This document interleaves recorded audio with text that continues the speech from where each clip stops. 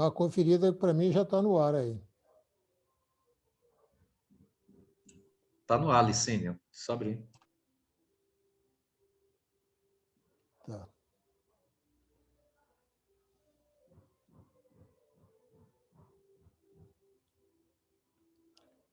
Bem, então, começando a nossa reunião, eu sou Licínio, sou coordenador do Fórum de Mobilidade Urbana, agradeço a presença de todos. Nosso ciclo de debate sobre alternativas de financiamento, já estamos na 4ª palestra, hoje vamos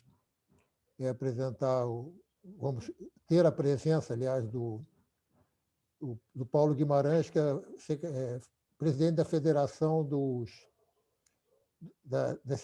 é que é? O Fórum Nacional de Secretários. Fórum Nacional de Secretários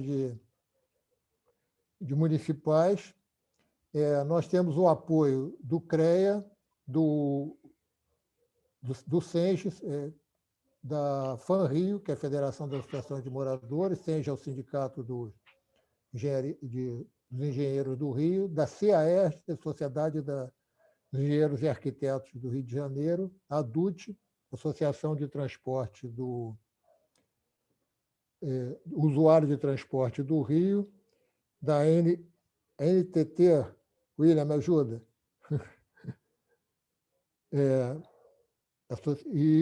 Associação Nacional de Transportes Públicos. Associação, a ANTT, e faltando uma da Associação de Geógrafos do Estado do Rio. Então, sem mais, vamos começar. Paulo, o microfone é todo seu. Quando se quiser fazer uma apresentação, é só falar. Deixa eu falar um pouquinho antes do Paulo. Então, vai lá. Dá licença, Paulo, só orientações aqui. Eu queria pedir principalmente para quem está participando pela primeira vez, colocar o nome e a instituição que representa no chat. Falar também isso para todos, que as perguntas devem ser solicitadas, né? No chat também, quero perguntar, qualquer coisa assim, e depois será dada a palavra e a pessoa vai falar, vai fazer a pergunta, mas pede pelo chat. E, por favor, mantenham os microfones fechados. Eu tenho autonomia aqui para fechar os microfones, então talvez eu faça isso, mas vocês sempre poderão abrir de novo, ok? Era só isso. Então, Paulo. Bom, boa noite a todos aí, obrigado pela oportunidade, pelo convite. É sempre bom estar conversando, até quando a gente tem essas representações sociais, vamos dizer assim. É importante também para a gente validar um pouco das ideias que a gente está defendendo. O meu nome é Paulo Guimarães, eu sou secretário de Mobilidade Urbana aqui de São José dos Campos. Só para falar um pouquinho aqui da minha história, eu sou funcionário de carreira aqui da Prefeitura de São José dos Campos, estado de São Paulo, né? Acho que muitos de vocês devem conhecer. Já estou aqui, estou indo para 25 anos já na Prefeitura. Eu já fiz os últimos 4 como secretário, eu fui reconduzido do cargo. Acho que não teve ninguém que quis assumir uma secretaria no meio de pandemia, né? E a ideia é falar um pouco sobre a reestruturação do sistema de transporte público. O que a gente está passando agora nesse momento? Falando um pouco do histórico, aí, o que a gente está vivendo desde o início da pandemia. A gente já tinha um sistema de transporte, de uma forma geral, né? São José dos Campos não é diferente, vou usar bastante o exemplo daqui, mas se aplica a praticamente todas as cidades do país. A gente já tem um sistema que ele já estava vindo sendo desgastado, principalmente a partir de 2013, 2014, a gente começou a ter uma queda significativa de demanda, e hoje o modelo tarifário, o modelo de sustentação econômica do sistema de transporte é baseado na tarifa.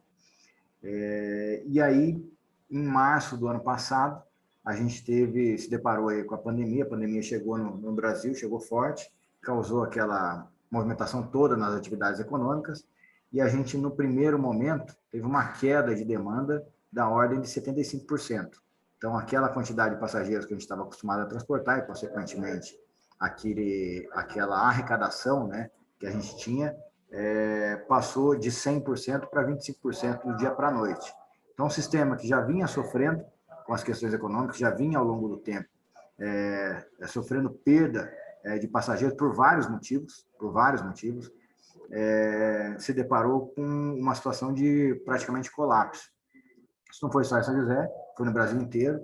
Para se ter uma ideia, hoje, né, desde o início da pandemia, a gente já teve no país 27 contratos que foram quebrados. Empresas que abandonaram a operação, que deixaram de operar, em alguns locais menos estruturados, acabou o transporte público, deu uma margem gigantesca para o transporte não regulado, e aí, dependendo da região do país, o transporte não regulado, né, mototáxi, as vans clandestinas, abre-se um espaço para milícia e crime operar e tomando espaço. A gente teve mais ou menos 16 mil demissões e suspensões de contrato de trabalho, né, ao longo desse tempo, e já tivemos aí quase 250 movimentos de greves e paralisações em 90 cidades do país. Então, é um cenário que está bem crítico. E falando um pouco da questão do espaço que está sendo aberto, principalmente para o crime organizado, operar nesses lugares que estão sendo desregulamentados, tem um outro fator acontecendo que talvez seja mais sério ainda. Isso está muito ainda nas entrelinhas, a gente não tem muita comprovação, são histórias que vão surgindo, mas a gente já tem notícia de que alguns grupos operadores, algumas empresas de operação estão sendo compradas, porque estão quebradas, estão sendo compradas, estão entregando o seu CNPJ para alguns grupos, nem sempre com interesses republicanos. Então, a gente tem duas situações muito graves, fora a gravidade toda do sistema de transporte público. A gente tem a situação do espaço que está sendo dado para aqueles que não são regulamentados, né, mas também espaço para que, de forma regular, a gente vá dando abertura, por exemplo, a lavagem de dinheiro e coisas que são muito mais graves. Então, o buraco do transporte público ele é muito maior do que só aquele do deslocamento das pessoas. Isso atingiu em cheio todas as operações, né? As prefeituras, os transportes metropolitanos. E aí o que começou a ser tratado o ano passado? A gente começou a tratar do auxílio emergencial. Então, por exemplo, no Brasil, a gente não tem um fundo nacional de transporte público. A gente não tem nenhum fundo de apoio à participação do governo federal no sistema de transporte, é praticamente nula. Sequer o protagonismo das diretrizes de transporte está sendo exercido pelo governo federal. Diferente, por exemplo, dos Estados Unidos, que tem um fundo de transporte, apesar de ser um país totalmente voltado para o automóvel, né, para o carro, mas na pandemia os Estados Unidos já fez 3 ajudas ao sistema de transporte público e tem um fundo que subsidia os sistemas. Então, a gente começou a tratar desse auxílio emergencial o ano passado, né? A gente começou a agregar, enfim, parlamentares e tal, aquela coisa toda, e conseguimos aí uma previsão, né, aprovada no Congresso e no Senado, pelo PL 3364, de 4 bilhões para serem distribuídos aí como auxílio às operações, né? Isso é repassado para os municípios. Só que tem um problema muito grande. Além dele ter sido vetado integralmente pelo presidente da República, ele não foi para frente, isso foi no apagar das luzes do ano passado, se ele tivesse prosseguido, a gente teria muita dificuldade de acessar esses recursos, porque o que o Ministério da Economia enxergou no ano passado? Eles enxergaram, né, e é lógico, a gente também enxerga isso, né, a necessidade de reestruturação e de melhoria da qualidade do sistema de transporte do país. Mas o Ministério da Economia enxergou uma oportunidade no auxílio emergencial de proporcionar essa reestruturação. Então, pegou uma situação emergencial e criou uma série de regras para a disponibilização do recurso.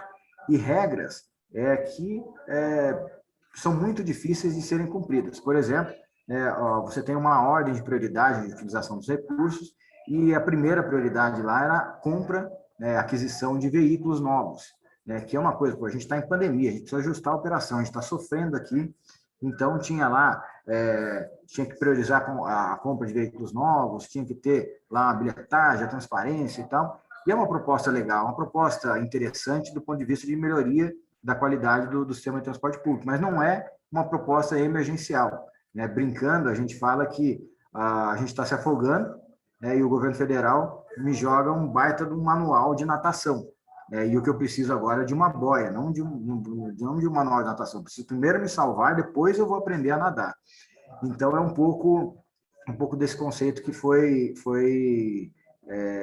entendido na proposta do PL 3364.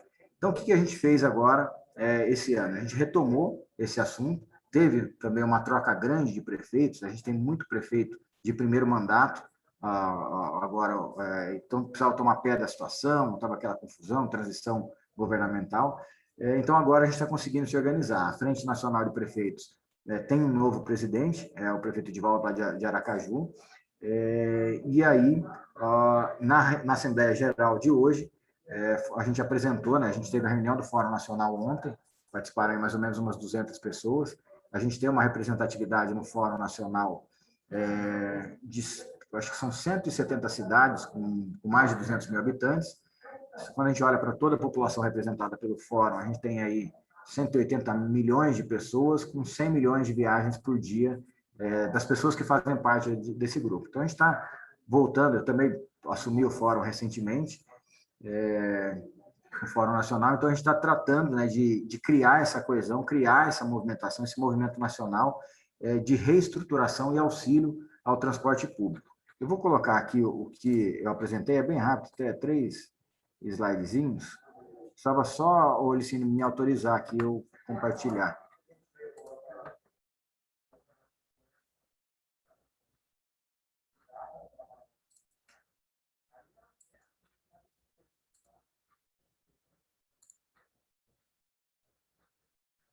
Será que consegue liberar ele, sim? Ou posso te mandar também, ou a gente faz sem apresentação.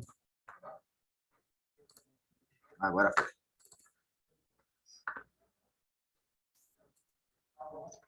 Então, isso aqui é o que foi apresentado, Então, a gente tem uma proposta de reestruturação do sistema de transporte público, a gente entende que isso vai ter uma viabilidade em 2 anos, Então, qual que é a ideia? A gente tem 3 pilares que estão sendo trabalhados, e esses 3 pilares vão depender de uma série de alterações de legislações. Então, eu vou passar um pouquinho aqui rapidinho, mas qual que é a nossa ideia? Agora, final do mês de maio e mês de junho, fazer todas as reuniões setoriais, conversando com entidades como as de vocês, com o mercado, com os passageiros, fazer essa rodada geral de entendimento, de refinamento dessa proposta, para que a gente possa, em julho, já submeter isso por meio de projetos de lei lá no Congresso Nacional. A gente já iniciou uma conversa com o Senado Federal, então a gente está entendendo que talvez seja melhor começar pelo Senado, para depois ir avançando com a Câmara dos Deputados, mas a proposta se estrutura nesses pilares. São 3 pilares: o pilar da qualidade e produtividade, o pilar do financiamento e o pilar da regulação de contratos. Então, cada um desses itens, eu tenho aqui na questão da qualidade e produtividade, a primeira demanda nossa é que o governo federal realmente assuma o seu papel e o seu protagonismo como indutor da Política Nacional de Mobilidade Urbana. A gente tem uma política, uma lei que estabelece a Política Nacional de Mobilidade Urbana e que cada município, cada entidade está fazendo o seu papel de forma separada, sem uma coordenação geral, sem uma direção, um apadrinhamento e um protagonismo do governo federal. Então, é o primeiro ponto que a gente coloca como sendo necessário de ser revisto. E nisso, a partir dessa atuação do governo federal, uma discussão que é muito importante e que é muito difícil de ser feita, que é a gestão da demanda e da oferta com o escalonamento das atividades urbanas. Isso faz parte da cultura da população, é muito difícil, aqui no estado de São Paulo, por exemplo, existe uma recomendação dos escalonamentos de horários, mas por recomendação a gente já viu que não vai dar certo. Então, um passo difícil de ser dado, uma alteração cultural, mas ele precisa ser enfrentado. Porque o que está acontecendo hoje, eu vou pegar aqui a situação de São José, hoje eu estou com praticamente 80% da frota típica, quando eu falo típica é pré-pandemia, primeira quinzena de março do ano passado, eu estou com 80% da frota para transportar 50% dos passageiros. Então, quando eu falo isso, tá bem para caramba, eu tenho 30% de folga no meu sistema. Só que, quando eu olho para o meu sistema no horário de pico, ele está cheio. Quando eu olho no entrepico, ele está muito vazio, muito vazio. Então, na média do dia, eu tenho 80% de oferta para 50% de demanda. Mas no horário de pico, eu tenho linhas que estão superlotadas. Eu estou precisando, né, nas últimas semanas, colocar viagens a mais em algumas linhas no horário de pico, porque elas estão atingindo o seu limite de ocupação. E isso vem, acho que tem até aqui na sequência, né, isso vai contra a questão do combate ao próprio coronavírus, né? Então, se ao mesmo tempo eu estou falando que quem puder tem que ficar em casa, distanciamento social, por outro lado, o sistema de transporte coletivo está, no horário de pico, está muito cheio, né? Então, a gente precisa olhar melhor para essa questão de escalonamento de horários. E os protocolos sanitários, né, mesmo depois da pandemia, eles vão precisar continuar sendo praticados. E o que a gente está percebendo, né, e isso é uma bandeira que a gente está tratando também, por exemplo, aqui em São José dos Campos, a gente distribuiu lá no comecinho da pandemia, onde nem era obrigatório máscara ainda, a gente distribuiu 100 mil máscaras gratuitamente para os usuários de transporte coletivo, né, para os passageiros, e depois cobramos a utilização das máscaras. Todos os ônibus são sanitizados todos os dias, os pontos de ônibus uma vez por semana, álcool gel em todos os ônibus. Então, todos esses protocolos, e a gente teve agora uma troca de experiências com Espanha e Itália, e os protocolos são praticamente os mesmos. Só que não existe uma definição central dos protocolos. E aí, o que isso leva? Leva aos órgãos de controle, Ministério Público, essa coisa toda, a ir fazendo, né, determinações locais diferentes para cada região. E isso atrapalha a organização do sistema.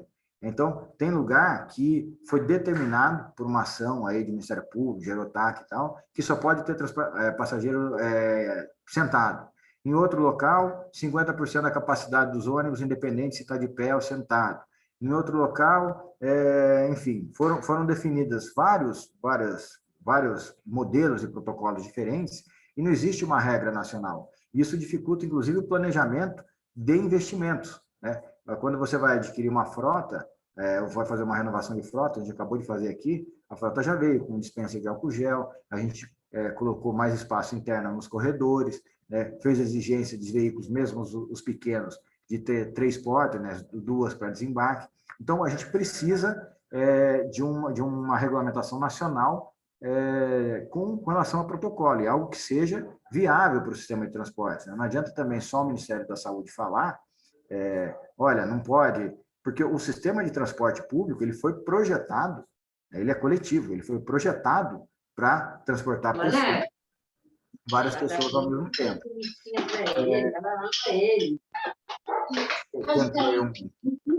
E quem é esse pijaminha aqui? A gente tem a questão da capacitação de pessoal, a gente precisa trabalhar isso, precisa fomentar mais isso também. A gente tem muita dificuldade, enxerga muita dificuldade, principalmente no poder público, né? Muitas operações acabam sendo executadas somente do ponto de vista do empresário, porque o poder público não tem capacidade técnica para poder fazer gestão de sistema, então isso é algo também que a gente coloca aqui como necessário para melhorar a qualidade e a produtividade.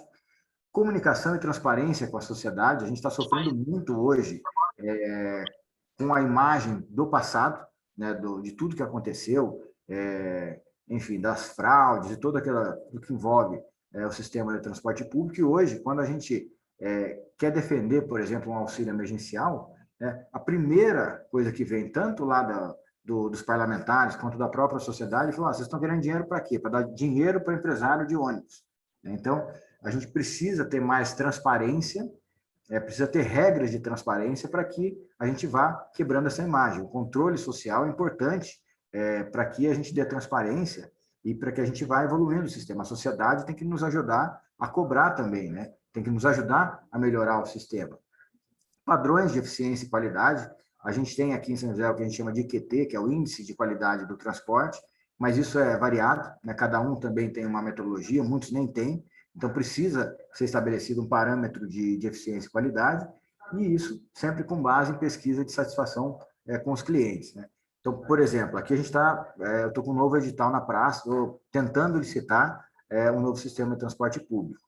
Um dos elementos, a gente está aplicando bastante tecnologia, mas uma das coisas que a gente quer fazer é incentivar que as pessoas usem o aplicativo, esse aplicativo que hoje todo lugar tem, né, para você saber de onde você está, para onde você vai, qual ônibus você usa e qual horário que ele está previsto para chegar, que a gente possa usar esse aplicativo também para fazer avaliação do sistema de transporte. Então, qual que é a ideia? A cada viagem que for feita, o passageiro do transporte público tem que dar lá a 1, 2, 3, 4, 5 estrelinhas, assim como a gente faz hoje quando a gente anda de aplicativo, o Uber, 99, essas coisas todas, fazer isso no sistema de transporte público também. A gente percebeu, aqui a gente tem o transporte por aplicativo regulamentado, e a gente percebeu que muitos itens de qualidade a gente tem que deixar para o próprio usuário, para o próprio cliente definir qual é o padrão de qualidade. Então, essa pesquisa de satisfação ela tem que acontecer o tempo todo, a gente tem que dar oportunidade de fala para as pessoas, para que elas possam criticar, enfim, ajudar a melhorar o sistema. Aí a gente tem a parte de financiamento. A parte de financiamento a gente dividiu em duas áreas, o financiamento de custeio e o financiamento de investimento.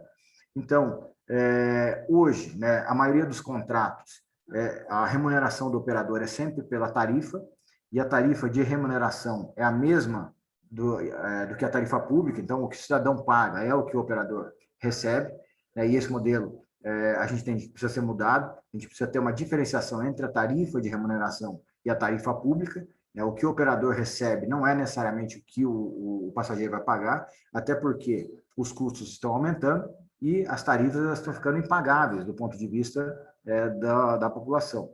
Então, essa diferenciação. A reforma tributária, a desoneração de impostos para aqueles insumos que compõem o sistema de transporte. O que a gente viu, né, nessa tentativa que estava em andamento da reforma tributária, isso ia piorar os custos para o sistema de transporte público. Então, a gente tem que tomar muito cuidado com isso. E na reforma tributária, para aquilo que é relacionado a transporte público, que a gente possa ter uma desoneração, tendo em vista que o transporte público é um direito constitucional, ele faz parte das políticas públicas essenciais para a população. E aqui eu chamo a atenção para um outro elemento também, que eu tenho brigado bastante, até por conta do projeto nosso específico aqui de São José.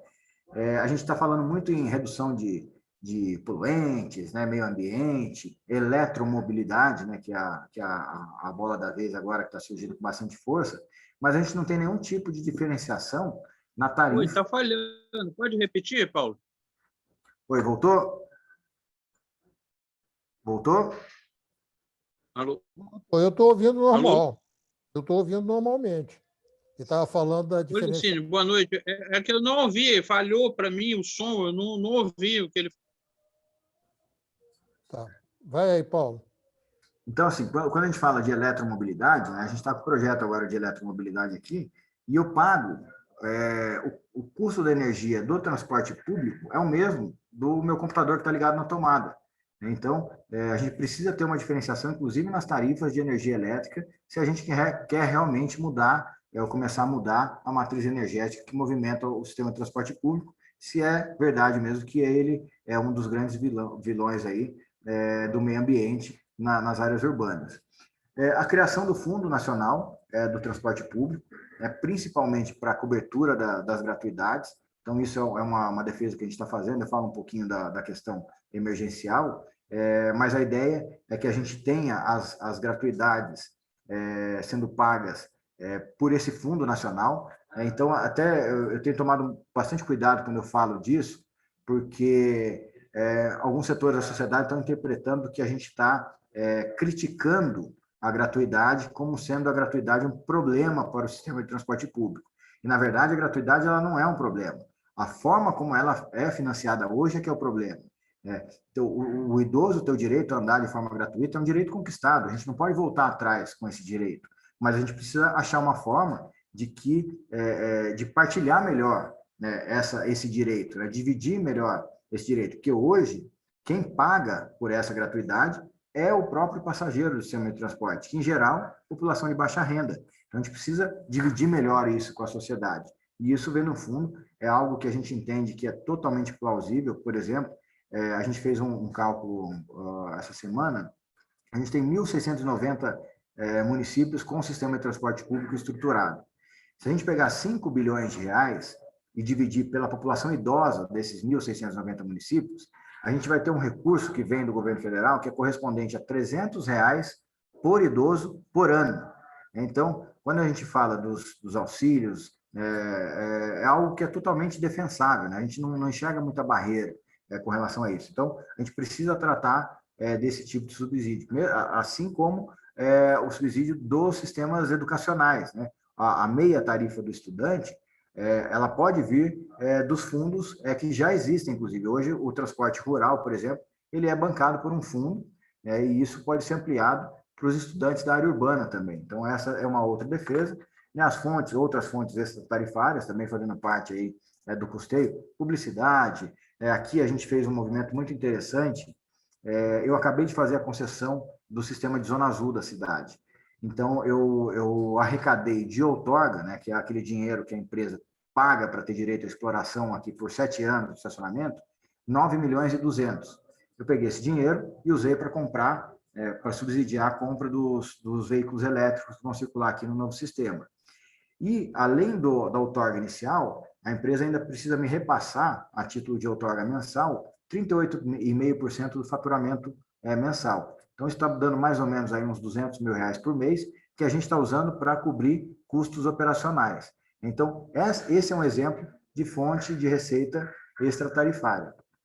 E na parte de investimentos, as linhas de financiamento oficiais, elas precisam ser mais flexíveis. O que a gente está notando é que a gente tem o poder público tem uma dificuldade tremenda para contrair empréstimo, principalmente para fazer investimentos, veículos e tecnologia, né? E o mercado está começando a ter esse problema também, né? O mercado está em crise, os bancos estão olhando, os bancos privados, com o pé atrás para as empresas operadoras, e aí a gente precisa ter fontes de financiamento oficiais, né, do governo. Né? Isso é ou não é uma política pública importante? Né? O país se movimenta ou não se movimenta baseado nos sistemas de mobilidade? Então, a gente precisa ter esse apoio também do governo federal. A gente precisa de investimentos para infraestrutura e priorização no sistema viário. Então, grande parte do custo do sistema de transporte ele está relacionado à falta de produtividade. O ônibus que fica preso em congestionamento é custo adicional. Então, assim, faixas exclusivas, corredores exclusivos, algumas obras de infraestrutura, os municípios têm muita dificuldade em fazer obra de infraestrutura. Então, a gente precisaria da criação de um fundo. Então, a gente tem um fundo nacional de transporte público para ajudar no custeio, mas a gente também teria um fundo de investimentos em infraestrutura, né, específico, gerenciado pelo MDR, talvez, mas que a gente pudesse ter esse apoio a fundo perdido. Né? Eu cheguei a ter aqui um empréstimo, e era empréstimo, de R$800 milhões para a infraestrutura de transporte. A gente acabou abandonando, porque isso ia travar a capacidade de investimento do município por pelo menos 15 anos. Eu só ia fazer isso na vida aqui no município pelos próximos 15 anos. Então, algumas fontes de financiamento têm que ser a fundo perdido. Não dá para a gente ficar contraindo um empréstimo com essa variação de juros que a gente tem ao longo do tempo. A gente pegou um do BID uns tempos atrás, indexado pelo dólar. Na hora de receber foi uma beleza, agora na hora de pagar está sendo um parto. Então, isso interfere também, isso atrapalha o dia a dia dos órgãos públicos. Né? Investimentos privados, com PPPs e tal. E aí, na regulação dos contratos, né, esse novo marco regulatório, alterações na Política Nacional de Mobilidade Urbana, a verificação de leis estaduais e municipais com atualizações dos contratos em vigor. Então, por exemplo, eu tenho uma dificuldade muito grande em adaptar a minha operação hoje, porque o meu contrato, é um contrato de 12 anos já, ele é muito rígido. Então, a gente precisa ter a revisão dos contratos para que ele tenha elementos jurídicos que o tornem flexíveis. Né? O que os meus procuradores falam assim, olha, eu até entendo que você precisa ajustar a operação à oferta, aí precisa fazer uma modificação em função da pandemia, mas o seu contrato não permite, é um contrato de concessão, então ele é rígido. Trabalhar um novo modelo de remuneração, isso tem a ver também com a questão da tarifa pública versus a tarifa de remuneração, né? E a transparência e controle nos próprios contratos. A gente está trabalhando muito forte, a gente trouxe um evento internacional no final do ano passado para falar de dados abertos nos sistemas de mobilidade. Então, a gente precisa entregar para a sociedade também a possibilidade do controle social também por meio de acesso a dados, né? E a gente tem uma política de dados abertos aqui no Brasil que, na verdade, é um dado aberto até a página 2, porque o dado está lá, mas quem quiser acessar o dado não consegue. Né? Precisa ser PhD em Harvard para poder entender as informações que são disponibilizadas. A gente precisa ter um diálogo mais fácil com a sociedade na questão da transparência e controle. E tudo isso, né, para o resultado da maior qualidade, a racionalização, a inclusão social, a produtividade. Para poder gerar essa reestruturação, o que a gente precisa alterar? Então, qualidade e produtividade, alterar o Estatuto das Cidades, a Política Nacional de Mobilidade Urbana. Na parte de financiamento, né, reforma tributária, o projeto de lei de Fundo Nacional, mexer com o Estatuto do Idoso, o PNAT, que tem a ver lá com os estudantes, o Plano Nacional de Mobilidade Urbana, aí mexer com a CID, né, trazer parte da CID, que ela tem um direcionamento para investimentos rodoviários, né, vincular uma parte da CID para alimentar aquele fundo de infraestrutura para infraestrutura urbana também, e não só rodoviária, como ela está previsto. Aí outras alterações, né, a alteração da lei de concessões, da lei de PPPs. Então, assim, de uma forma bem resumida, é isso que está sendo tratado e proposto do ponto de vista de reestruturação. E aí, no tiro curto, que é a questão emergencial, o que a gente está optando por fazer?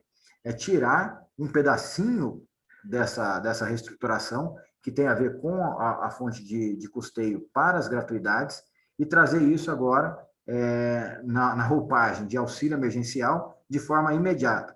Então, são aqueles 5 bilhões para aqueles 1.690 municípios, que dá aí um resultado de um investimento, de um custo por parte do governo federal de R$ 300 por idoso por ano para cada um desses municípios. Isso a gente precisa de forma emergencial. E não é nem para cobrir o buraco que passou, é para sustentar daqui até o final do ano, que a gente está acreditando na vacina, está acreditando que as coisas vão melhorar, apesar dos últimos dias aí as notícias não serem muito boas, mas a gente ainda acha que vai, até o final do ano, conseguir pelo menos ter um indicativo do que vai acontecer. Porque hoje o grande problema, vou até tirar aqui a minha... Hoje o grande problema é que a gente tem uma indefinição muito grande no que vai acontecer. Né? A gente não sabe, não tem ideia. A gente achou que passava, começo do ano abriu tudo de novo, aí teve que fechar. Então, essa é a realidade dos problemas que a gente está vivendo. Então, de uma forma bem geral, é isso que está sendo tratado aí no setor, e é isso que a gente está encaminhando aí de proposta para ser trabalhado a partir da semana que vem, já de forma mais intensa, em conjunto aí com todos os setores da sociedade. Muito obrigado, Paulo. Parabéns aí pela apresentação. Tem muita coisa interessante. Se a gente for discutir ponto a ponto aqui, a gente vai sair daqui amanhã lá para meio-dia, mais ou menos, né? Mas como o nosso tempo é curto, nós temos mais 1h20 ainda de reunião, a gente obviamente não vai resolver todos os problemas nisso, a gente tem que ir colocando isso. Essa apresentação, depois, se você puder mandar com algum texto que você queira, a gente compartilha nas nossas redes aqui. Nosso fórum está aberto, nós temos reuniões semanais desde dezembro de 2011, vamos fazer 10 anos esse ano. Atualmente as reuniões são virtuais e qualquer um que queira aparecer é só entrar na página do fórum e entrar como entrar aqui hoje. A gente está A gente quer discutir o assunto. Quando você tiver alguma coisa que achar pertinente, quiser voltar aqui, não precisa ser nessa nossa ciclo de palestra, mas a gente está aberto a isso e precisando de soluções, como você está pensando. Eu não sei como é que está a questão das inscrições, Raul.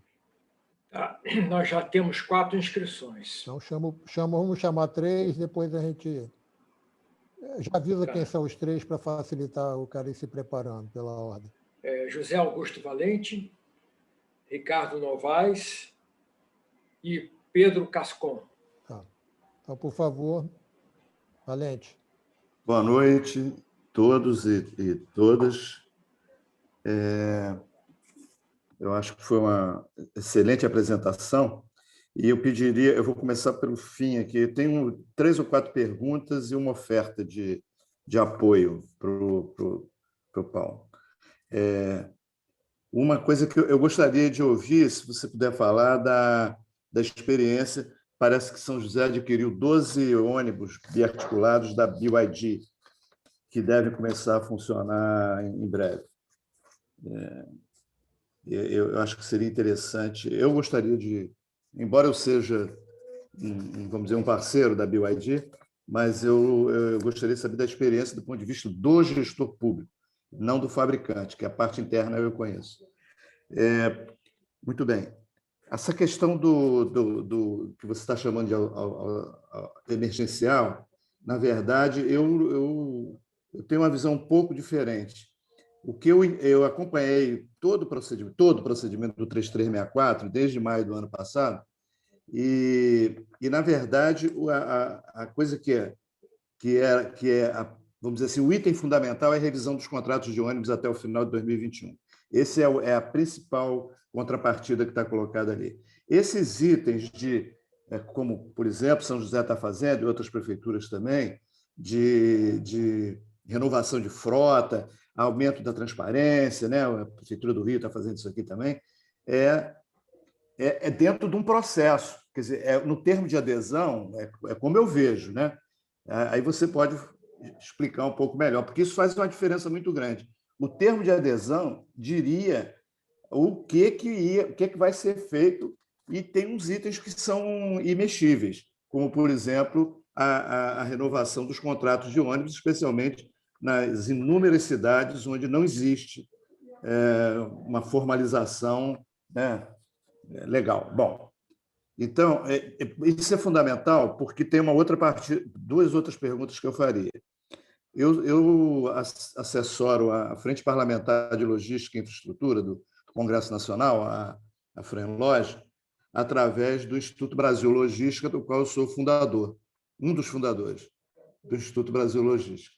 Então, você falou que o Fórum de Secretários e tal já está conversando com o Senado. É com o senador Rodrigo Pacheco ou é mais alguém? Porque eu sei que o senador Rodrigo Pacheco se comprometeu com a Frente Nacional de Prefeitos de conseguir uma medida provisória com o governo, né? E aí, bom, então aqui está uma oferta. Eu ofereço esse espaço que a gente tem lá no IBL e, consequentemente, na Frente Parlamentar de Logística e Infraestrutura para, enfim, o que você precisar aí, o que ajudar para fazer avançar.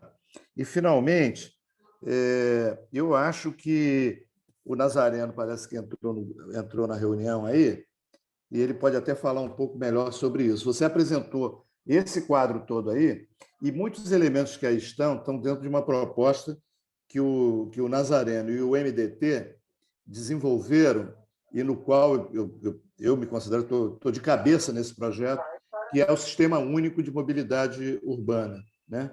E aí eu queria ouvir um pouco você falar. Vocês já ouviram, já conhecem essa ideia, já desenvolvem essa ideia, essa coisa já é implícita.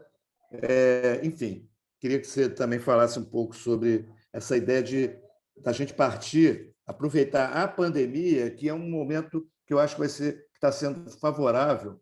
Ela tem um monte de problemas, ela está sendo favorável para a gente discutir exatamente um sistema único de mobilidade urbana. Muito obrigado, boa noite. Ricardo, depois Pedro.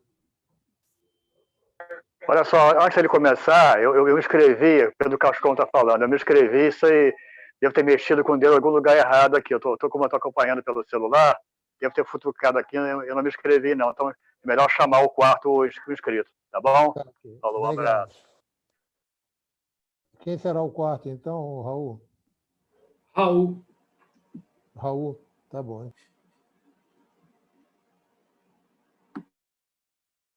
Hein? Pode ir? Ou ele vai responder primeiro? 3 perguntas e depois uma resposta. Vai você, Tá. depois Raul e depois ele responde. Tudo bem. Uma boa noite a todas e todos. Meu nome é Ricardo Novaes, eu sou do Movimento Bahia Viva e do Fórum Insulano, e membro também do Fórum de Mobilidade Urbana. Antes de tudo, Pedro, parabenizar pela brilhante exposição, foi muito rápido, muito sintético, muito objetivo, realmente impactante. E aí, só alguns 4 aspectos face à questão do município em que você dirige, gestor público, que é a questão do município de São José dos Campos. A primeira delas é que eu não vi ali nada a respeito do transporte férreo, sendo que o município é atravessado por um ramal ferroviário.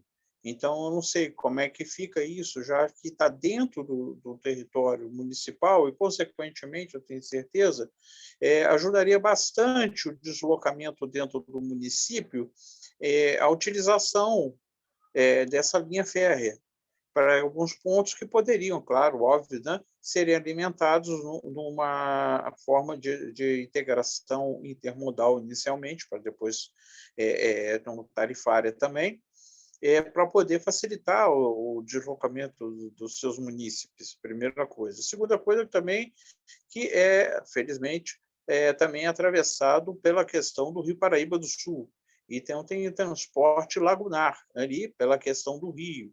Eu também não vi nada a respeito disso. Se vocês chegaram a pensar alguma coisa nesse sentido, e aí entraria, no meu entender, até como forma de compensação face os danos ambientais que são causados, infelizmente, a esse rio pela série de empresas, inclusive sediadas no município, a qual você é gestor, sobre isso, ou seja, como uma forma de contrapartida ambiental face a tudo isso que eles fazem, infelizmente, no seu município e nos demais pelo Brasil inteiro.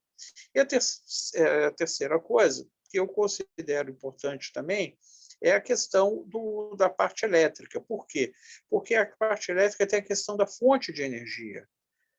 Uma das questões do carro elétrico é justamente essa. Por exemplo, na França, não sei se você sabe, 75% da energia elétrica, da geração de energia elétrica no país, ela vem de energia nuclear. Então, o que acontece? Os carros elétricos lá, eles utilizam esse tipo de energia. Quando, na realidade, eu acho, essa é a minha opinião, que a gente deveria ter uma vinculação, ou seja, de onde vem essa energia? Assim como, por exemplo, o combustível para os ônibus. A questão do biodiesel, por exemplo, a questão do gás gerado de lixo orgânico, entendeu? Então, fica aqui minha sugestão e, mais uma vez, meus parabéns pela brilhante exposição. Raul. boa noite. Meu nome é Raul Lisboa. Eu sou engenheiro aposentado da Companhia Brasileira de Trens Urbanos e participo já há bastante tempo do Fórum Permanente de Mobilidade Urbana da região metropolitana do Rio de Janeiro. Paulo, antes de mais nada, parabéns. Eu fiquei muito satisfeito de ver que vocês estão fazendo um trabalho bastante sério e acredito que vai ter boas consequências, apesar de nós sabermos que ele se fundamenta muito no apoio, e isso é inevitável, isso é uma coisa que a gente sabe aqui também, se fundamenta muito no apoio do governo federal. E a atual administração não tem essa característica. Bom, 2 perguntas. Naquele quadro que você apresentou, eu não percebi com muita clareza uma especificação do que seriam parâmetros mínimos de atendimento ao usuário. Vou exemplificar. Lotação, taxa de lotação. Nunca se esquecendo que nós estamos em plena pandemia. Outro exemplo, tempo máximo de espera. Outro exemplo, distância máxima das residências à rede de transporte. Outro exemplo, tarifa máxima, dependendo, obviamente, do grau de deslocamento. Enfim, são N exemplos que eu acho que não adianta a gente fazer todo esse trabalho se a gente não souber aonde a gente quer chegar. E o grande objetivo é o atendimento à população, né? Então, isso é uma questão. Outra questão, eu também não percebi com clareza a reformatação das cidades. As cidades têm que mudar, não pode continuar da maneira que está o trabalho tão longe da residência. Isso tem que começar a mudar. Esses dias mesmo, eu estou acompanhando aqui um seminário promovido pelo Estadão, sobre mobilidade, você deve ter noção, conhecimento dele, e tivemos uma apresentação de um arquiteto lá de Paris, falando de Paris em 15 minutos.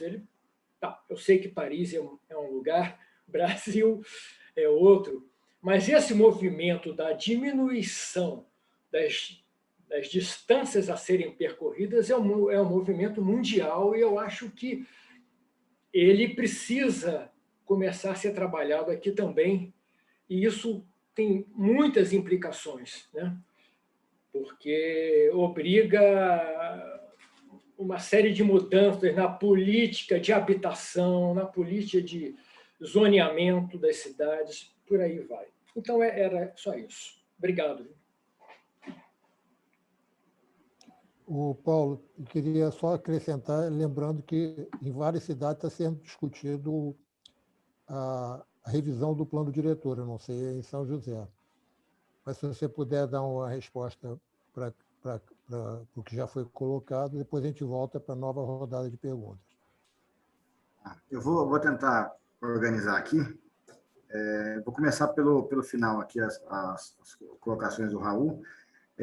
Raul, com relação aos parâmetros mínimos de qualidade, né, você já citou os exemplos, já todos, né? Eu acho que é isso mesmo.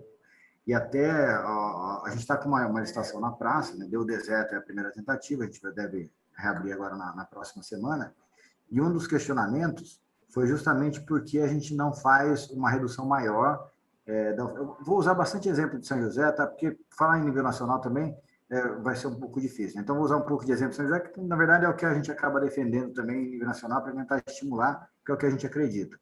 Mas, no final de semana, teve um questionamento com relação a isso, né? Por que a gente não reduz mais ainda a oferta? Porque está claro a ociosidade no final de semana, principalmente aos domingos.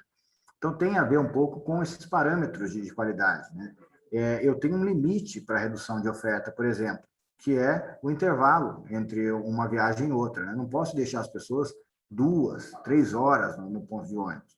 Então, todos esses parâmetros que você colocou foram utilizados para a gente dimensionar a rede que está sendo proposta na nova licitação. A distância máxima que o cidadão precisa percorrer. Então, como é que a gente faz isso? Pega o itinerário, faz o offset, né? Se não me engano, a gente está usando aqui, a gente usou acho que 400 metros, talvez, uma coisa assim. O intervalo, né? Os níveis de serviço relacionados à lotação. Então, todos esses são parâmetros de limitação para essa minha redução de oferta. Porque a gente tem, na proposta agora do novo sistema, eu estou tentando garantir para o operador o equilíbrio econômico-financeiro do contrato por meio do valor presente líquido zerado. Então, eu tenho que manter o VPL zerado ao longo de todo o contrato de concessão. E eu tenho algumas formas de fazer isso. Então, se eu tiver queda de demanda, eu posso ter ou redução de algum tipo de custo, redução da própria oferta, ou aumento, o início, né, porque a gente está trabalhando sem subsídio até hoje, mas o aumento, o início de um subsídio, de um aporte de uma receita extra tarifária. E isso tem limite, né? A redução de oferta tem limite, senão eu prejudico demais o cidadão. E é isso que a gente está vivendo, né? Hoje, eu podia pegar, minha frota que está operando hoje, eu podia pegar 70% dessa frota e guardar no entrepico, porque ela não está sendo utilizada. Só que aí o intervalo fica muito grande. E quando a gente foi desenvolver o novo edital, a gente fez uma série de reuniões públicas, oficinas, foi bem legal o processo de participação popular, se não me engano foram quase 30, entre oficinas e audiências públicas. E a gente foi perguntar para a população, a gente fez uma rodada de oficinas nas regiões, foi muito legal, porque a gente usou aquela metodologia de Word Café, e a gente perguntou para a população quais são os pontos positivos e negativos do atual sistema, essa era uma rodada, e a outra rodada, o que você espera do sistema futuro. E aí, a gente junta tudo, aquela coisa toda, e saíram 3 premissas principais para o novo edital. As pessoas querem mais frequência, né, querem ter mais opção de deslocamento, esperar menos nos pontos de ônibus, mais conforto, com uma menor tarifa. Então, o que a gente fez para poder proporcionar e entregar essas premissas na proposta do novo sistema? Primeira coisa, a gente separou a operação da gestão financeira e da tecnologia, porque os contratos atuais é tudo junto, né? O operador cuida da conta, arrecadação, faz a própria remuneração, cuida da bilhetagem, isso é um problema. Isso, inclusive, tem bitributação, porque o operador, apesar que hoje os grupos econômicos são grandes, tem braços para todos os lados, mas ele paga para ele mesmo. Eu tenho, o operador do Rio de Janeiro opera aqui, o Grupo Guanabara. A empresa Sanspenha, que é do Grupo Guanabara, paga aluguel para o próprio Grupo Guanabara. Então, você acaba gerando esse fluxo de caixa que não é interessante para o cidadão, porque isso impacta na tarifa. Então, o que a gente fez? Separa a operação, né? Primeiro ponto. Então, eu tenho um edital de operação, que ele é baseado agora, são 2 lotes, aqui eu tenho 3 operando, ele vai ser baseado em 2 lotes. Esses 2 lotes, esses 3 atuais, eles foram, há 12 anos atrás, por maior outorga. Então, quem pagou mais levou o direito de explorar aqui o transporte público. Agora não, a gente inverteu a lógica. Agora vai ser por menor tarifa técnica. Então, a gente separou, uma coisa é tarifa pública, que o cidadão vai pagar, outra coisa é a tarifa técnica de remuneração. A gente fez os cálculos, a FGV nos ajuda nesses cálculos. Quem oferecer o serviço naquela qualidade que a gente está exigindo no edital, que cumprir os parâmetros técnicos que são exigidos e oferecer isso pela menor tarifa técnica de remuneração, leva o lote.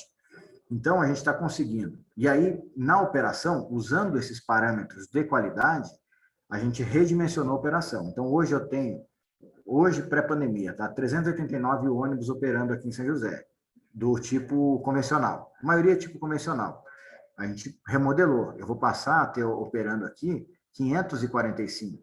Só que não são ônibus. A gente redividiu a frota, fez uma coisa um pouco mais lógica. Eu vou ter super articulado, bem pequenininho, acho que são 12 ou 16. Tem os padrão, tem o micro-ônibus e van. Então, por que aumentou de forma significativa a frota? Porque a gente pegou um ônibus convencional que estava andando vazio e transformou ele em 3 vans, 2 micro-ônibus, e com isso implantou uma troncoalimentação maior no sistema. A maioria do nosso sistema é radiocêntrico, a gente entrou com uma troncoalimentação maior. Qual o resultado disso? O resultado disso é que, quase com o mesmo custo, teve um pouco de aumento de custo, mas foi bem pouco, eu aumentei em mais de 40% a quantidade de partidas diárias. Né? Então, o que isso significa? Que eu estou aumentando em mais de 40% a oferta. Hoje, eu tenho cerca de 40% das pessoas esperam mais de 40 minutos por uma viagem. A gente vai reduzir isso para 20%. Então, foi uma remodelagem na operação que a gente fez, isso no edital de operação. E aí, para entregar mais conforto para o cidadão, tem a ver um pouco com esse tempo de espera, mas tem a ver com a tecnologia da frota também, né? Uma frota mais nova, USB, esses detalhinhos que são detalhes de conforto, mas que fazem muita diferença para a percepção do cidadão. Então, esse é o edital de operação, menor tarifa técnica. Aí, eu tenho os editais de tecnologia, a gente separou em 5 plataformas. Tem a primeira plataforma, a gente chama de plataforma 1, que ela a gestão financeira, ela tem 3 missões principais. Ela é a gestão financeira, então é a clean house, né? É a que faz a compensação dos pagamentos, que remunera os operadores pela tarifa técnica. ela também é responsável por todos os sistemas de tecnologia embarcada, incluindo a bilhetagem eletrônica, né? Então, o operador compra ônibus, contrata mão de obra, estabelece garagem. Aí eu tenho a plataforma 1, que faz a gestão financeira, que entrega todos os equipamentos embarcados, GPS, a bilhetagem eletrônica, as câmeras de monitoramento. Isso é responsabilidade dessa plataforma 1 também. E também, essa plataforma 1, porque essa plataforma 1 é uma concessão também, ela vai ficar responsável por todo o processamento e armazenamento na nuvem. Então, o que isso significa? Que todo o meu sistema e todas as outras plataformas vão usar esse ambiente de processamento. Por isso que ela é uma concessão, porque ela acompanha o tempo dos contratos de operação. A gente estabeleceu aqui 10 anos de concessão. Por que 10 anos? Porque quando a gente foi ver a questão dos investimentos, a gente olhou para a frota, tem 4 tipos de veículo, o superarticulado e o padrão, a gente estabeleceu uma vida útil de 10 anos, com depreciação total no final do contrato. Então, esses 2 itens eu não tenho renovação de frota. E van e micro-ônibus, com 5 anos, troca. O que a gente conseguiu fazer com isso? 10 anos foi o suficiente para poder gerar o equilíbrio na concessão, mas ele não é longo demais para daqui 10 anos, para que eu tenha uma oportunidade de fazer uma nova revolução no sistema. Se eu faço um contrato de 20 anos, eu vou ter que esperar 20 anos para poder fazer uma reforma estrutural no sistema. E a mobilidade, assim como a tecnologia, está mudando muito rápido. Então, 10 anos é um tempo até grande, né? Mas é o menor tempo possível para justificar esses investimentos de concessão. Aí eu tenho a plataforma 2. A plataforma 2 é gestão operacional. Aí a prestação de serviço é um problema meu aqui. Só falando da plataforma 1. Modelo de remuneração da plataforma 1. Então, a gente estabeleceu 2 itens de remuneração. Como ela vai ter um monte de equipamento para implantar, bilhetagem, equipamentos embarcados, o que a gente fez? A gente avaliou todo esse investimento em equipamentos e diluiu esse investimento ao longo dos 10 anos. Então, eu remunero um valor fixo por mês durante esses 10 anos, estou remunerando ela a título de compensação dos investimentos. E os custos operacionais, aí a gente divide o risco. Então, 1,05% do valor da tarifa técnica de remuneração é a remuneração por cada processamento, por cada pagamento processado. Então, se o sistema está transportando bastante, ele está ganhando bastante, eu estou pagando bastante para ele. Está transportando menos, como a estrutura está baseada em nuvem, né, teoricamente eu tenho um esforço menor, uma exigência menor da infraestrutura, então o custo é menor.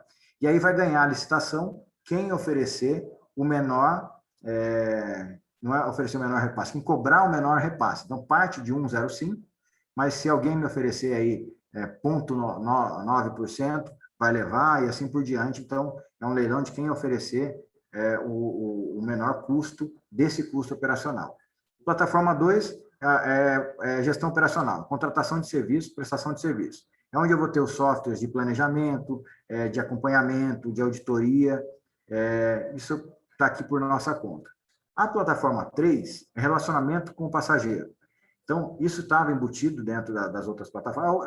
É o aplicativo, é isso que eu falei para vocês aí no começo da apresentação, para avaliar as viagens e tal. O que a gente entendeu? Pô, eu tenho, vou citar 2 aqui, que talvez sejam as mais famosas que eu conheço. A Movit, né, ou Movit, não sei como é que pronuncia direito, e a Citamob, né, que está avançando bastante aqui com os aplicativos. Pô, os caras estão super desenvolvidos. E eu não preciso pagar por esse serviço, eles pedem para entrar na cidade. Então, o que eu vou fazer? Eu vou fazer por credenciamento. A gente vai estabelecer algumas regrinhas de troca de informação, porque eu preciso acessar algumas informações deles. Eles vão me providenciar um white label, então o cidadão vai entrar lá, vai achar que é São José, mas vai estar rodando um Movit e segue o jogo. A plataforma 4 é o algoritmo de transporte sob demanda. Isso aqui é contratação nossa também. Essa eu não vou publicar agora, porque é uma coisa muito inovadora. Muito provavelmente a gente faça por encomenda tecnológica, mas primeiro a gente vai colocar o sistema em pé para depois trabalhar nessa plataforma 4, que é o transporte sob demanda. E como é que a gente vai aplicar isso na operação do transporte sob demanda? A gente colocou no edital operacional 2 conceitos de transporte sob demanda. Um que a gente chamou de transporte sob demanda com tarifa fixa e outro transporte sob demanda com tarifa dinâmica. Como é que vai funcionar? O tarifa fixa, eu, poder concedente, vou determinar a variação da oferta em função da demanda que eu capturar. Parece complicado, mas vai ser super simples. Por quê? Usando esse aplicativo, né, de avaliação das viagens, a gente vai começar a entender o deslocamento das pessoas. A gente tem até uma ideia de incentivar o deslocamento a pé com o aplicativo ligado, para a gente começar a medir justamente essas distâncias que as pessoas percorrem a pé para poder chegar no ponto de ônibus. E eu vou começar, o meu primeiro, né, toda vez que a gente fala transporte sob demanda, a gente já imagina Uber 99. E a abrangência do transporte sob demanda é muito maior que isso. A gente tem desde um modelo quase rígido até um modelo totalmente flexível. Então, como é que a gente começa o transporte sob demanda? Eu vou avaliar, com base na captura de informações dos passageiros, qual é a distribuição, a melhor distribuição dentro das viagens previstas dentro de uma faixa horária. Então, por exemplo, das 8 às 9, eu tenho lá uma viagem às 8, às 8h15, às 8h30 e às 8h45, por exemplo. Eu vou começar a entender que talvez não seja melhor eu ter essa distribuição de viagens, mas sim 8, 8h05, 8h10 e 8h45. Né? Então, num primeiro momento, o que a gente vai fazer? Com 24 horas de antecedência, eu solto, todo o sistema é baseado em ordens de serviço operacionais. Então, a gente está chamando de ordem de serviço operacional dinâmica, né? Uso dinâmico. Então, com 24 horas de antecedência, eu vou emitir uma ordem de serviço dizendo o seguinte: olha, operador, você vai, amanhã, na faixa horária das 8 às 9, você vai soltar aquelas 4 viagens que já estavam previstas, vão ser dessa forma. Falo isso para o operador, falo isso para o usuário. E aí eu vou evoluindo, conforme a gente vai aprendendo, porque esse conceito sobre demanda é muito novo também. Então, conforme a gente vai aprendendo, a gente vai evoluindo para avaliação da quantidade de partidas, depois eu posso variar para alteração dos pontos de parada, para depois chegar na alteração do itinerário. Isso, o cidadão vai acessar isso. Eu não estou ficando bem. O cidadão vai acessar isso, mas ele vai pagar a tarifa fixa, porque é a tarifa integrada dentro do nosso sistema de bilhete único. Só que, em paralelo, o operador que ganhar essa concessão, esse lote operacional, ele ganha o direito de exploração do transporte sob demanda coletivo na cidade.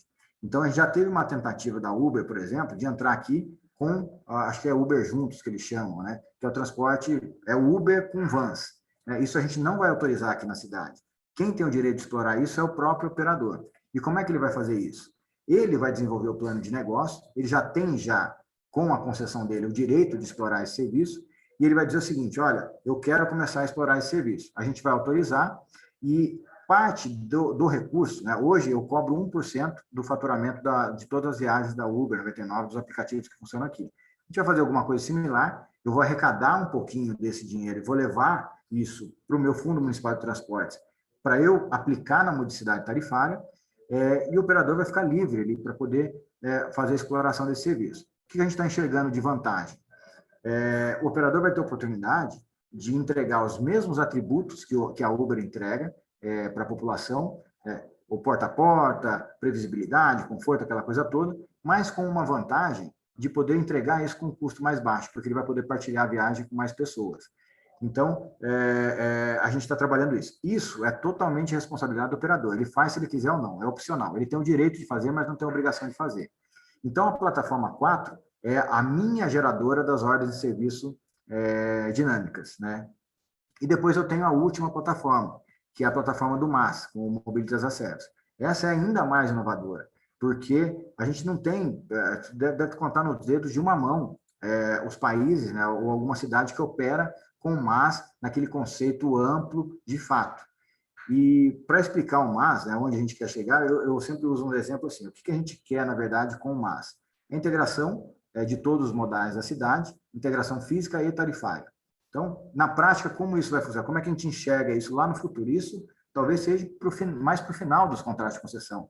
A gente não está preparado ainda, pelo menos nos próximos 3, 4 anos, né, tenho certeza, de chegar nesse ponto. Mas qual que é a ideia? O cidadão, ele, pelo aplicativo, ele fala que ele quer ir do ponto A para o ponto B, e o aplicativo dá um cardápio para ele. Isso já tem, o Google já faz isso. Mas qual que é o diferencial? Para cada jornada, né, você tem as composições de modais. Então, você pode ir a pé até tal ponto, pegar o ônibus, enfim, tem tudo que a gente já tem hoje já disponível. Só que ele vai poder acionar essa jornada, os diferentes modais, pelo mesmo aplicativo, e usar de uma carteira digital de pagamento única para isso. Então, o que a gente quer? A gente quer que, a hora que ele escolher lá uma determinada jornada, que ele vai um pedaço de ônibus e complementa a última milha, por exemplo, com um aplicativo, que ele possa fazer isso, né? Se o ônibus custa 5 e o aplicativo custa 10, essa jornada ela não pode custar 15, ela tem que custar 12. Né? Ela tem que ter uma vantagem para o cidadão, e mais do que isso, né? A nossa viagem lá onde a gente quer chegar é que eu quero acompanhar esse cidadão enquanto ele estiver dentro do ônibus, para a hora que ele estiver chegando no final da primeira perna da viagem dele, já tenha um veículo já sendo acionado para pegar ele, porque compõe toda uma jornada multimodal. Então, é aí que a gente quer chegar. Todas essas plataformas vão ser remuneradas pelo poder público. Qual o resultado disso? Então, voltando lá atrás nas premissas. Estou entregando maior frequência, estou entregando maior conforto, mas eu preciso fazer isso com uma menor tarifa. Então, eu tirei a tecnologia e gestão financeira da composição da tarifa e estou assumindo esse custo. Né? Isso vai custar para a gente, nos 10 anos, mais ou menos uns 40 milhões. Então, mas de onde vai sair esse dinheiro? Aí tem a outra parte do sistema. Eu tenho hoje uma carteira com 630 mil cadastros de passageiros do bilhete único. Então, a gente fez um valuation dessa carteira. Eu tenho 90 mil usuários diferentes por dia.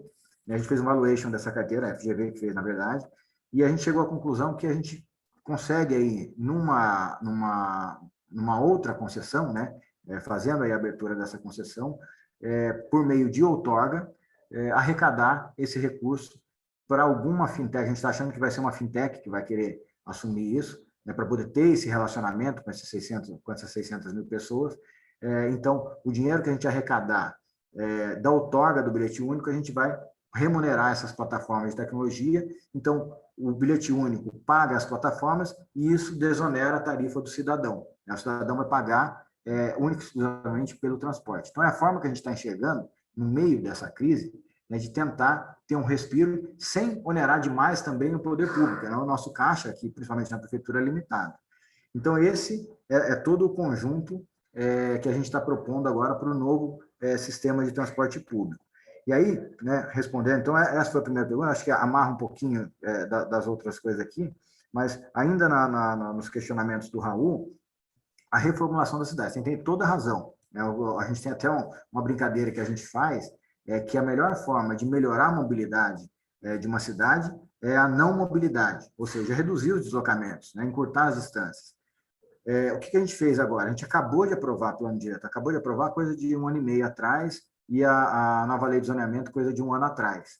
Então, foram criadas na cidade 3 macrozonas, uma de consolidação, que é aquela região mais central.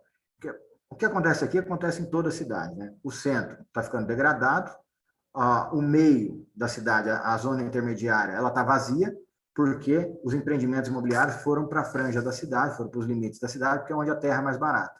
Então, o que a gente fez no plano diretor?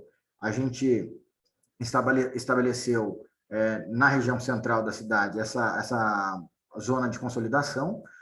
A gente estabeleceu nessa zona intermediária a zona de estruturação.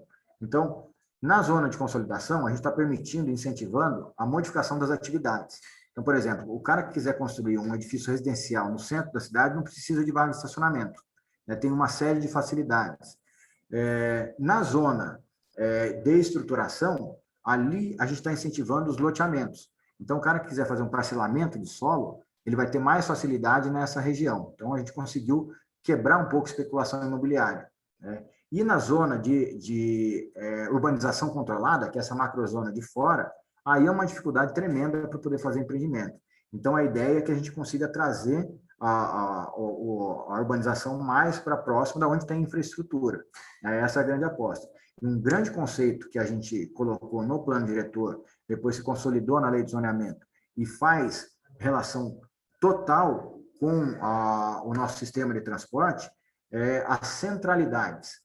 Então, todo lugar que foi estabelecido ou uma centralidade existente ou uma potencial centralidade, que é aquela região da cidade onde a gente, teoricamente, vai incentivar a ter tudo. Comércio, serviço, moradia, estudo, trabalho, tudo. Nessas regiões, a gente tem uma concentração maior de integração do sistema de transporte público. Então, a gente vinculou as centralidades a essas áreas de integração. É onde as linhas chegam, onde a gente tem troca. Então, essa é a nossa aposta na vinculação da política de desenvolvimento urbano com a política de desenvolvimento do transporte público. Tá? Então, resumindo, né, falei bastante, mas respondendo as duas perguntas do Raul, foi isso.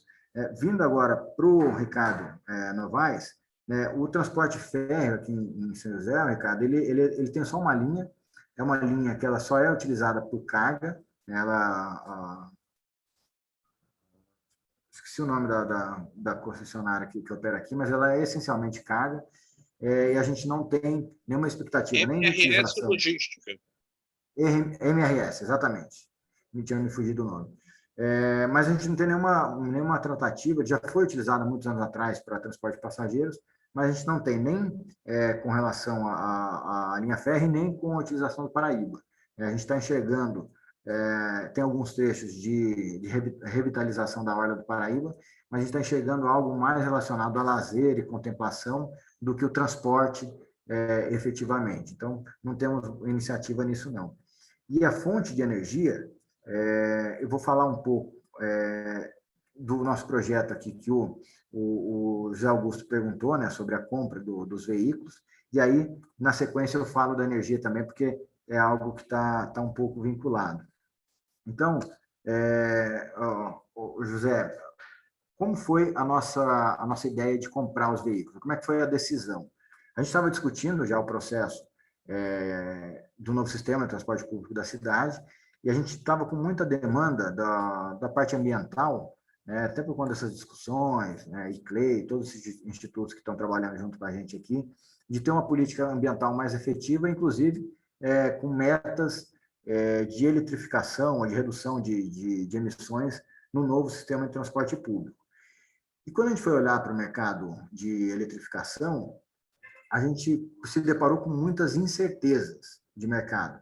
E a gente começou a perceber que toda vez que a gente fala de ônibus elétrico, os operadores tradicionais assustam, é ruim, ninguém sabe o que vai fazer com a bateria, uma série de lendas aí e de incertezas, né, de mercado. E a gente não tem experiências de médio prazo com resultados para a gente tomar como base, inclusive para estudos de viabilidade. Então, a gente começou a olhar isso e falou, poxa, se a gente colocar isso como uma exigência na licitação, no meio desse monte de frota que os operadores vão precisar comprar, mais um ponto de discussão, mais um ponto de divergência para o andamento do edital. Então, o que a gente optou por fazer? Vamos nós, prefeitura, comprar esses veículos a título de subsídio para o novo sistema de transporte público. Então, em vez de subsidiar custo operacional, estou subsidiando investimento, e vamos trazer para a prefeitura o risco não da operação, mas da manutenção desses veículos. Então, o que a gente fez na compra? Aí, você conhece bem o veículo por dentro, né? A gente fez um projeto de veículo que fosse altamente atrativo para as pessoas. Então, ficou lindo o carro, né? Não sei se tiveram a oportunidade de ver, mas está a coisa mais linda. Ele é totalmente atrativo, tecnológico, tem uma série de benefícios. Mas no edital, o que a gente exigiu? Aqueles itens que são comuns de frota normal, suspensão, enfim, a carroceria, tudo isso é garantia de mercado. Mas a parte de força motriz elétrica, né, bateria e motores, a gente fez uma exigência de 10 anos de garantia. Então, no final das contas, né, como se baseia essa garantia? Eu tenho uma autonomia, que foi estabelecida no edital, de 250 quilômetros, com uma carga de até 4 horas. E a BioID está entregando isso para a gente, né? Os testes que a gente fez com o veículo aqui, uma carga de 3 horas, ele rodou 380 quilômetros. Está certo que estava vazio, né? Uma outra condição de operação, mas é viável, né? A gente enxergou isso como viável. Então, pelos próximos 10 anos, eu tenho uma garantia de operação, né, dada pelo fabricante. Porque uma das grandes incertezas era isso, né? Como é que a gente vai garantir, porque a bateria, efeito memória, uma série de coisas que são aventadas aí. Então, a gente garantiu dessa forma. Para poder ter esses veículos, a gente fez investimento, falei para vocês, eu peguei uma parte do dinheiro que a gente arrecadou com a Zona Azul, mas antes disso, tem até uma história interessante, porque a gente precisava viabilizar um corredor. Então, aqui em São José, a gente tem, como várias outras cidades têm, uma cicatriz no meio da cidade, que são as linhas de transmissão de energia. Então, são aquelas torres gigantescas e tal que cruzam a cidade. E aqui em São José é uma área interessante, porque ela sai do fundo da região sul, do limite com Jacareí, passa pelo centro e vai para o fundo da região leste, no limite com Caçapava. Liga as duas regiões mais populosas, onde eu tenho concentração de moradia e principalmente de baixa renda, ligando a região central, onde eu tenho a maior concentração e oferta de trabalho, né? Então, o deslocamento de transporte público da cidade é isso, Zona Sul e Zona Leste em direção ao centro. E aí, quando a gente olhou para isso, já é uma coisa que a gente já discute há muitos anos. Né? Pô, podia passar um sistema de transporte aqui no meio dessas torres e tal. O que aconteceu? Há coisa de uns 8, 10 anos atrás, a CTEP, que é a concessionária de energia daqui, né? Não a distribuidora, a geradora, ela modernizou as redes. Então, a gente tem uma faixa de 110 metros, tinham 3 linhas de torres, aquelas torres grandes, largas, eles modernizaram, colocaram uma torre estreita, mais alta, e colocaram as 3 linhas na mesma torre. Então, liberou um espaço dessa área. Então, foi a primeira oportunidade que a gente teve. Segunda oportunidade, que é um diferencial da cidade com relação a outras cidades. Quem é proprietária da linha de transmissão de energia, que é a própria CTP. Muitos locais, ela tem a área de outra pessoa e ela tem uma servidão de passagem. Aqui não, ela é dona. Então, se ela é dona, ela paga IPTU. Então, a gente chegou a uma outra oportunidade aí. E aí fizemos uma negociação, 30 metros desses 110 metros, por 20 quilômetros, a prefeitura foi lá e desapropriou em troca de IPTU. Então, a gente não precisou tirar dinheiro do caixa para poder comprar essa área. E mais ainda, o valor médio do metro quadrado dessa área é de R$2.000 o metro quadrado, porque ela cruza várias regiões nobres da cidade. A gente negociou a R$150 o metro quadrado. E como é que a gente conseguiu derrubar esse preço? Mostrando para eles a perspectiva de valorização da área remanescente, porque eles têm a oportunidade de fazer um enterramento, como já foi feito, acho que, se não me engano, Curitiba fez enterramento da linha de transmissão de energia, então ele pode enterrar e empreender, né? Então, essa área que hoje é uma área morta, que é utilizada somente para transmissão de energia, pode virar empreendimentos imobiliários. E como é um grupo privado, ele pode ter interesse nisso. Então, nessa perspectiva de valorização futura, a gente conseguiu derrubar o valor da terra. Então, conseguimos viabilizar com praticamente custo zero toda essa extensão de 20 quilômetros por 30 metros. E aí, para fazer a obra estava orçada em 60 milhões, a gente foi lá, bateu no governo do estado e falou assim: governo do estado, você não tem nenhum projeto hoje significativo metropolitano. Eu vou construir aqui em São José um corredor de transporte sustentável, operado por veículos 100% elétricos, não vai passar carro, é ciclovia, calçada e transporte não poluente. Você não quer ajudar nesse projeto? E ainda digo mais, vou ligar Caçapava com Jacareí, passando por dentro de São José. Então, a discussão do transporte metropolitano que sempre teve aqui, nunca andou, o governo do estado viu uma oportunidade, foi lá e aportou 30 milhões para a gente fazer a obra. Então, a gente conseguiu reduzir também. Então, foi assim que a gente viabilizou um projeto que é conhecido aqui como Linha Verde. Então, foi toda essa construção, essa engenharia financeira, essa engenharia criativa para poder viabilizar o projeto.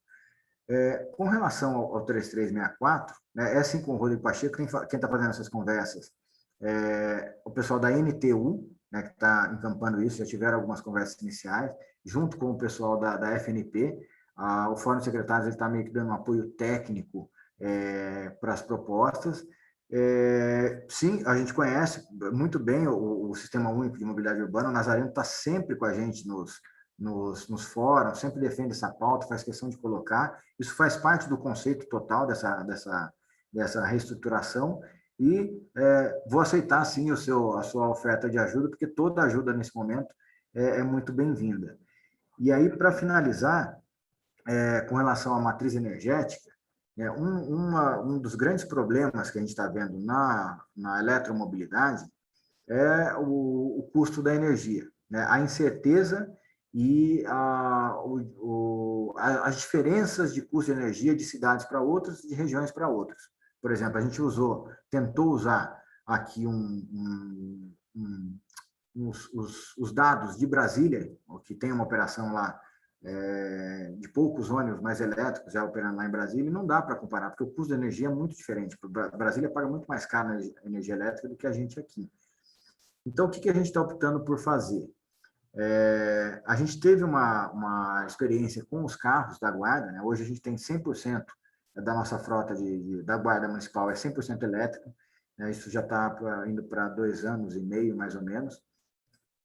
E a gente gasta, aqui em todo o sistema público da prefeitura, mais ou menos 37 GB ano de energia.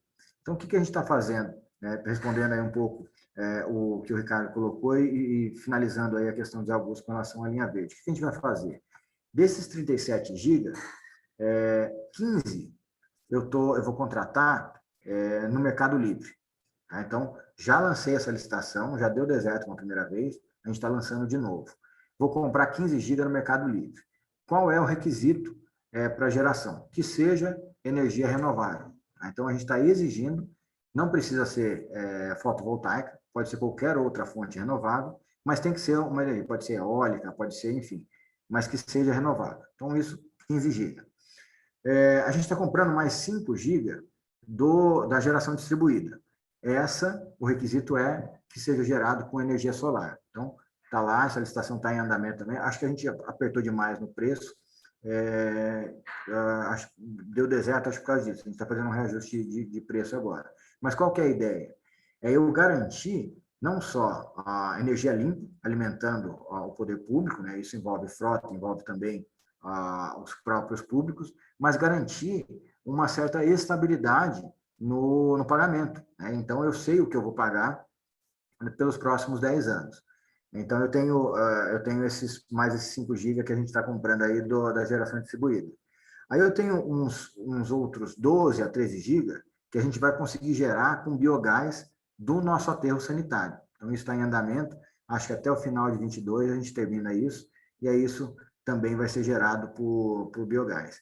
A gente vai começar a construir agora, daqui uns 40 dias, uma pequena usina fotovoltaica em cima do telhado da prefeitura para alimentar essa frota da Guarda Municipal.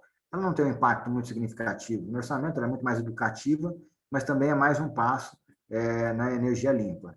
E, por último, a gente tem mais uns 4 GB aí que vão faltar dessa conta toda, que a gente está tentando trabalhar com eficiência energética, né? Troca de lâmpada, manter a luz apagada, aquela coisa toda. A gente trocou agora, acabou de fazer isso no final do ano passado, 100% da iluminação pública da cidade é toda em LED.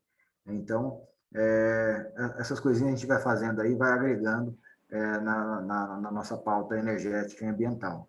Então, acho que, de uma forma geral, acho que eu passei por tudo aqui. Se ficou alguma coisa pendente aí, vocês, por favor, me avisem aí. Vamos lá. Tá de parabéns, Paulo. Paulo, eu estou deixando meu telefone aqui no bate-papo, tá? Para a oferta aí da Junta Frenlog, tá? O que precisar. O Raul. Temos mais 2 inscritos, o Alexander e o Licínio. Então, Alexander, por favor. Sou Alexander, sou engenheiro civil e sou doutorando em planejamento urbano aqui pela UFRJ, e a pesquisa trata exatamente de mobilidade urbana, né?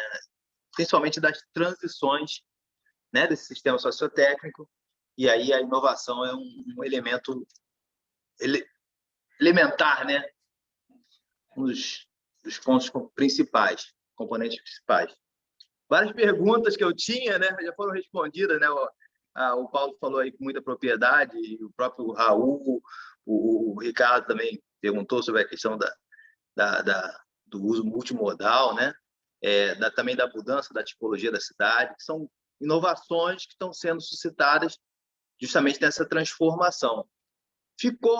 Ainda ficou uma questão, Paulo, e aí eu queria te perguntar sobre como é que você planeja trazer para essa discussão justamente as empresas, porque muito do debate que eu vejo parece que há um distanciamento, né? O poder concedente de um lado e aí a empresa do outro, né? Muitas das vezes tratada ali com muito, talvez, preconceito, né? Muita muita suspeita sobre exatamente isso que você também já abordou, né? Parece que os empresários estão sempre aquela ganância de mais dinheiro, mais dinheiro, mais dinheiro e menos serviço, menos qualidade no serviço.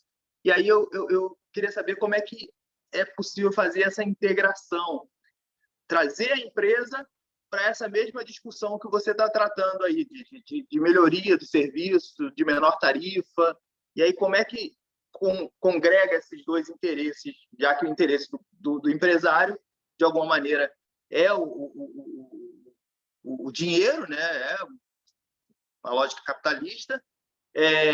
Entretanto, eu acredito que também há um serviço público a ser prestado e eles, como concedentes, eles precisam também estar integrados nessa conversa. Essa é a minha pergunta. Olha, acho que a gente precisa... Só um segundinho, Paulo, que eu estou inscrito também, vou perguntar um pouquinho. Eu fiquei curioso... Antônio Carlos também está inscrito, tá? Tá, então eu falo depois do Antônio Carlos, depois o Paulo dá uma palavra aí, que pelo tempo que ele costuma falar, a gente vai encerrar com a fala dele, quase. Né?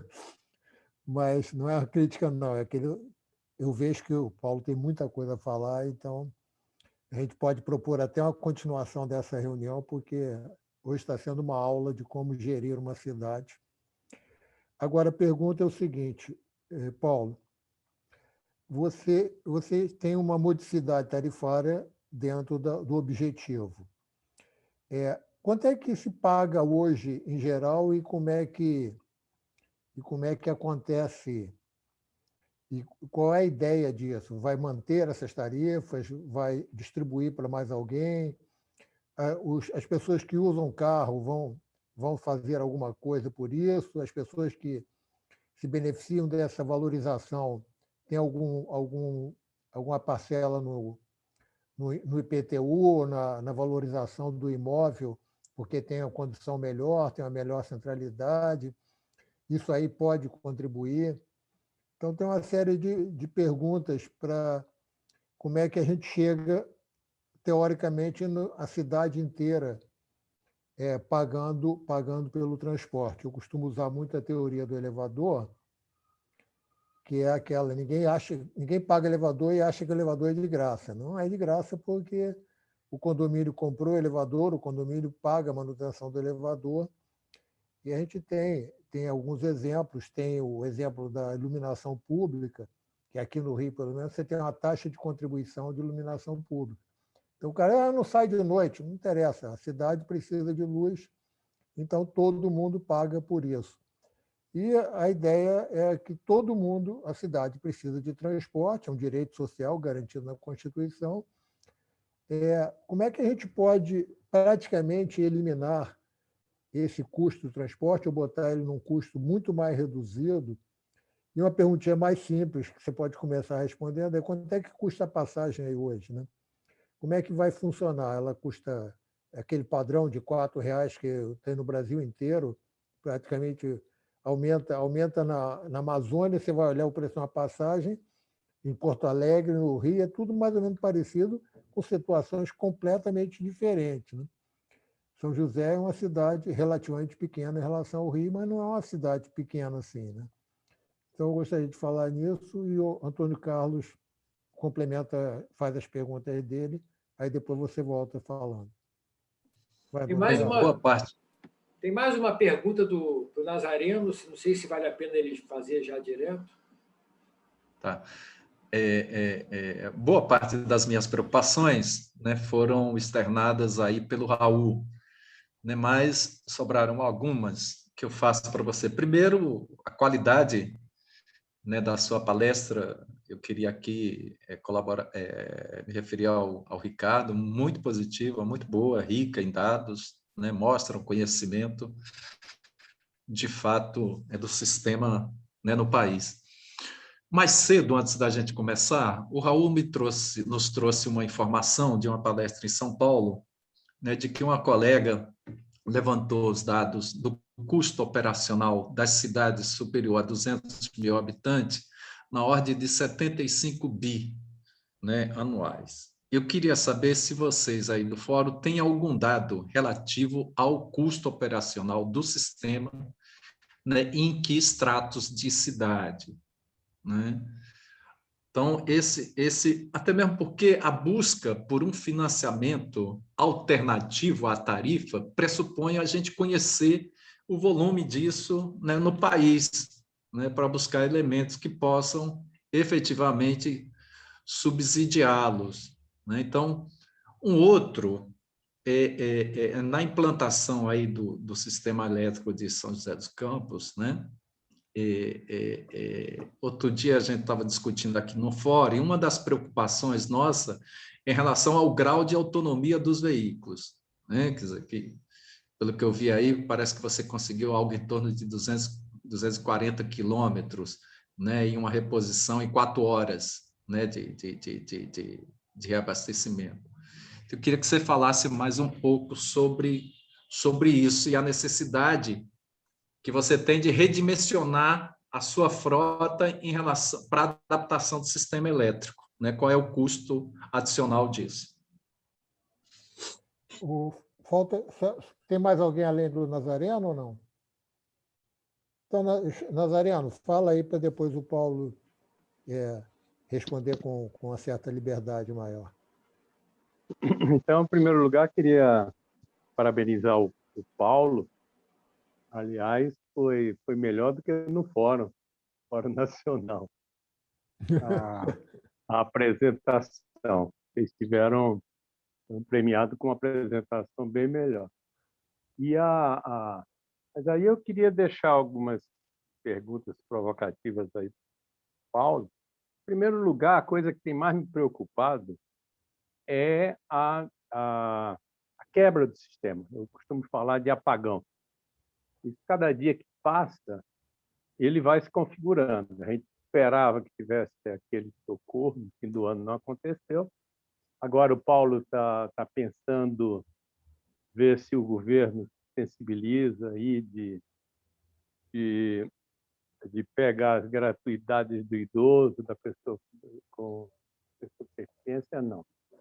Os estudantes, e isso aí é uma forma de respiro, né? A minha pergunta, em primeiro lugar, ele acha que a gente tem de concentrar só nisso, e o problema é confiar nesse governo federal. Eu acho que todos aqui têm muita dúvida nesse confiar. Segundo, é perguntar para ele o que ele está achando da situação agora. Será que isso aqui não vai explodir antes da gente conseguir tudo que a gente está discutindo nesse novo marco? Nós já temos no Rio de Janeiro, vocês devem saber, né? Já tem uma quantidade de empresas grandes que já quebraram umas agora. O metrô de Recife, se não tiver um auxílio urgente, ele vai estar quebrado totalmente. E há outros aí E aí qual é o perigo dessa quebradeira? É que, como as pessoas falam, né, sempre, empresário de ônibus tem isso, empresário de ônibus aquilo, mas eu tenho falado para as pessoas se prepararem, que pode ser que estejamos tendo de reviver o fim da década de 70, começo da década de 80, quando eu escrevi minha tese, onde nós tínhamos 12 pessoas por metro quadrado. Tem fotos do Rio de Janeiro, as pessoas entrando pela janela. Vicínio, você deve lembrar como é que era a ferrovia, as pessoas andando em cima do trem, não só pendurado. Quer dizer, isso não é uma cena que a gente pode voltar a ver. Quer dizer, teve de ter muito quebra-quebra, o Estado brasileiro teve de se assustar um pouco para ele criar o Vale Transporte, para tirar aqueles que recebem, aqueles que têm carteira assinada, né? E depois os investimentos, quase todas as cidades brasileiras, em recuperação do sistema ferroviário, mesmo sistema urbano, novos contratos, etc. Então, o meu receio agora é a substituição gradativa pelo transporte. Alguns gostam de chamar alternativo, mas eu gosto mais do clandestino. E aí vocês conhecem bem que o PCC ele deve estar preparado e a gente vai ter uma oferta gigantesca de ônibus. Então, nós vamos ter aí uma frota incrível, disponível para esse tipo de transporte. Era isso, eu queria saber, nesse contexto, do Paulo, o que ele acha? Você acha que isso aí é eu que estou muito assustado? Ou como é que ele enxerga esse nosso futuro? Eu sei que é delicado o que eu estou perguntando.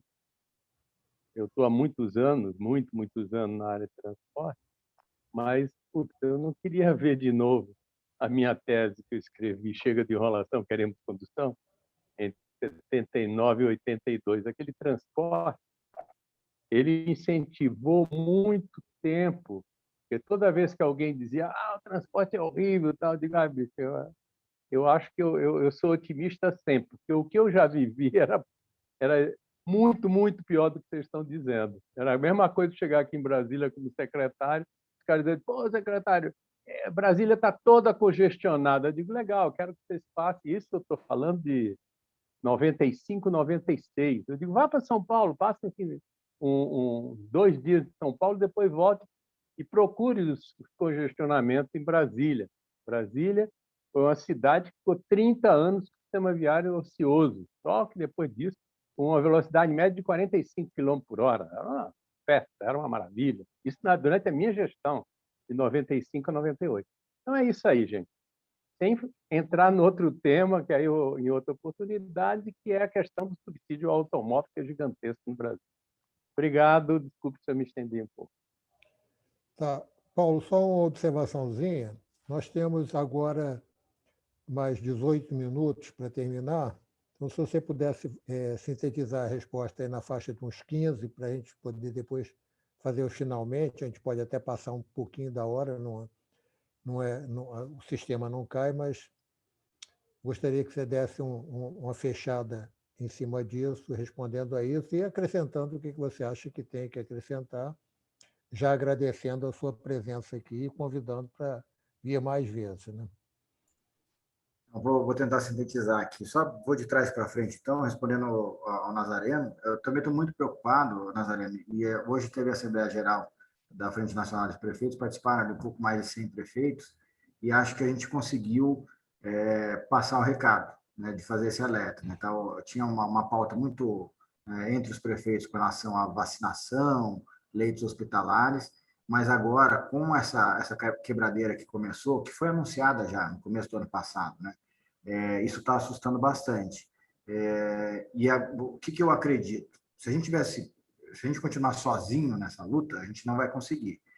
Agora, né, trazendo os prefeitos para próximo, e os prefeitos, consequentemente, têm os vínculos com os parlamentares, e agora, o ano que vem, a gente tem uma eleição aí para presidente, para deputados e tal.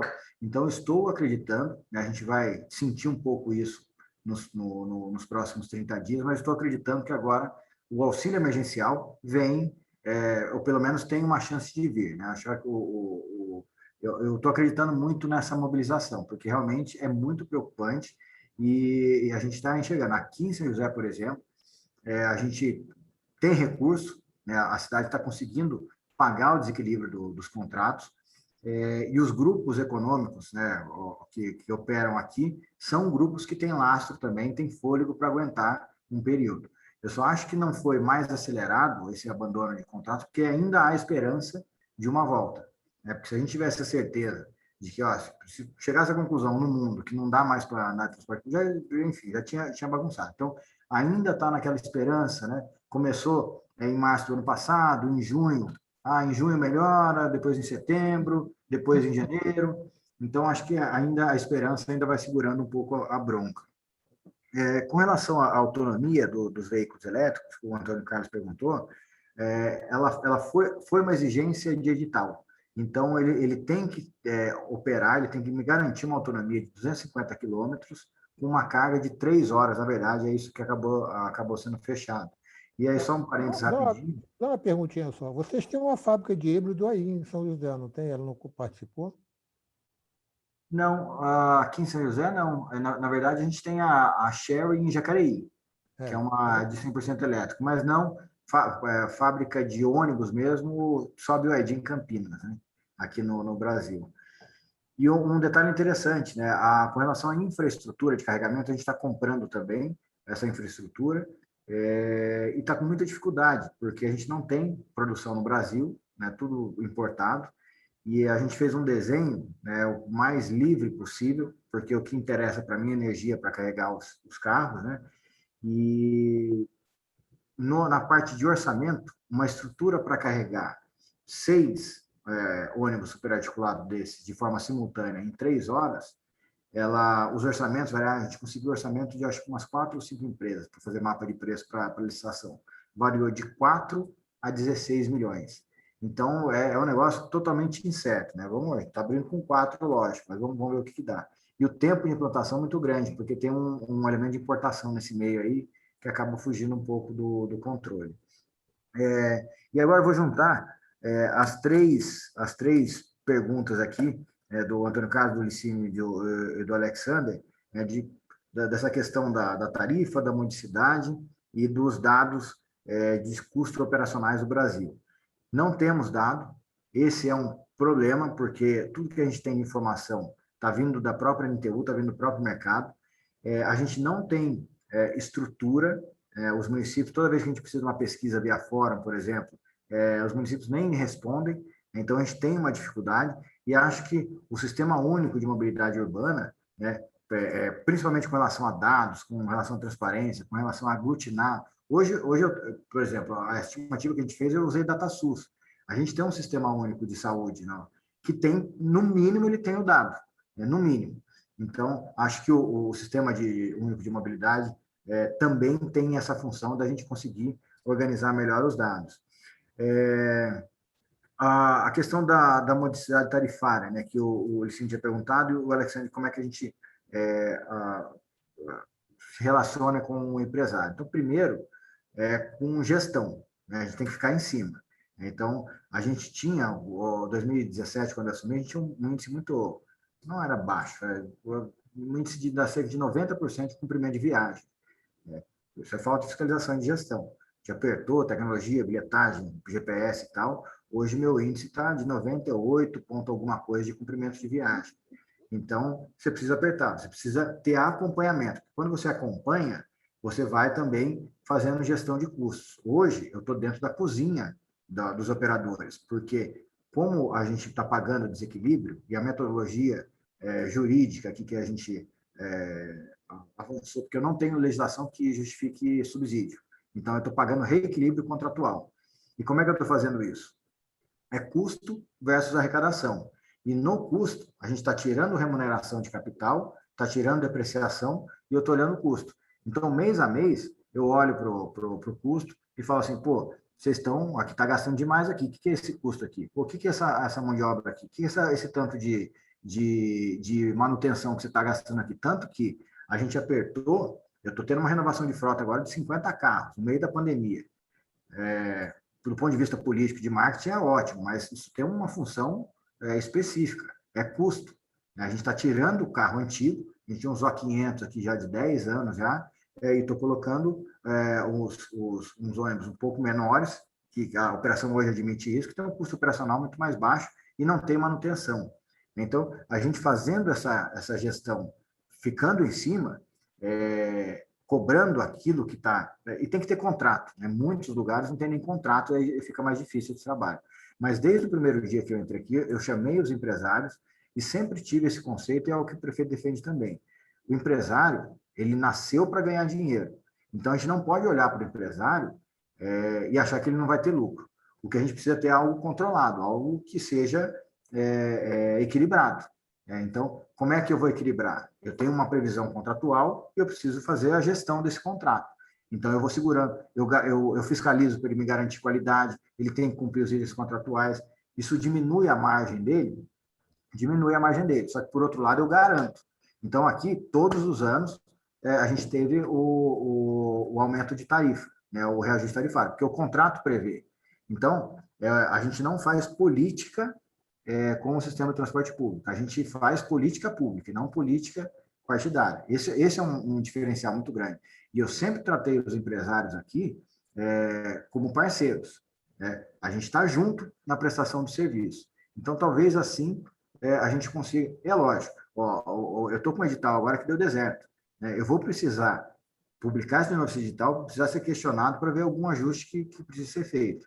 E o custo da passagem aqui, Licínio, a gente tem uma tarifa técnica calculada pré-pandemia, que agora está tudo bagunçado, de 504. Tá? Então, o cidadão paga lá R$ 4,50 no passe comum, R$ 5,00 se ele não usar o bilhete único, se ele usar o dinheiro, que a gente está tentando reduzir a quantidade de pagamento em dinheiro, e R$ 5,20 no Vale Transporte. Tá? Então, a gente está com essa tarifa desde o começo do ano passado, mas já chegou no limite também. A gente já entende que esse é o limite, e para o novo sistema, parte dessa tarifa para baixo. Como a gente eliminou aqueles cursos de tecnologia e gestão financeira, e agora a disputa vai ser por uma menor tarifa, então a gente está acreditando muito que a gente vai conseguir entregar um sistema melhor para as pessoas com uma tarifa mais baixa e sem a necessidade, nesse primeiro momento, de fazer aporte com o recurso do município. Acho que, de uma forma geral, é isso. Consegui ser mais conciso, Licínio? Mas aí, isso, pois é, você está com a ideia de contratar a gestão, eu quero tantos carros em tais intervalos, admitindo o vale com menos carros, e com isso aí você espera qual é a sua imagem de desejo para essa tarifa, quanto é que você acha razoável, considerando que, eu não sei, você falou no Grupo Guanabara, que é do Barata, que é um dos maiores grupos aqui do Rio, e tem uma questão que sempre se fala aqui, por exemplo, uma empresa tem um terreno que usa como garagem. Na verdade, ela aluga, do dono da empresa, ela aluga aquilo para pagar a garagem. Tá? Então, aquilo é uma despesa operacional de aluguel. Não sei como é que funciona isso aqui no Rio, tem alguns casos assim, de aluguel que dobrou no ano, tem umas coisas muito estranhas aqui. E, ao mesmo tempo, quem é que está entrando? Por exemplo, eu tenho 10 ônibus, eu posso entrar na sua concorrência com 10 ônibus ou eu tenho que ter uma frota mínima de 200 carros? Como é que isso aí, se o cara tiver menos, ele consegue entrar para operar na mesma linha ou precisa ter uma infraestrutura grande? Porque na hora que você faz isso, você diminui muito as pessoas interessadas, né? Como é que está funcionando isso? Não sei se alguém mais tem alguma questão a fazer. Raul está acompanhando, não? Eu não sei, só boa sorte, porque eu acho muito difícil, né, ter interesse nesses editais. Eu acho que vai dar deserto, porque eu acho muito complicado, né, sustentar o sistema com tarifa. Efetivamente, eu acho que é um modelo totalmente ultrapassado e daí as licitações tá dando deserta, sabe? É complicado o sistema se reerguer à custa da tarifa. Não tem como. Eu acho que a gente tem que buscar, de forma bastante firme, uma saída de curto prazo para o financiamento do sistema. Senão vai cair nisso que o Nazaré falou, o sistema vai estourar, vai explodir. E aí você mesmo trouxe um dado de 27 empresas já fechadas em todo o país e vai ter só mais. Aqui no Rio tem um monte. É.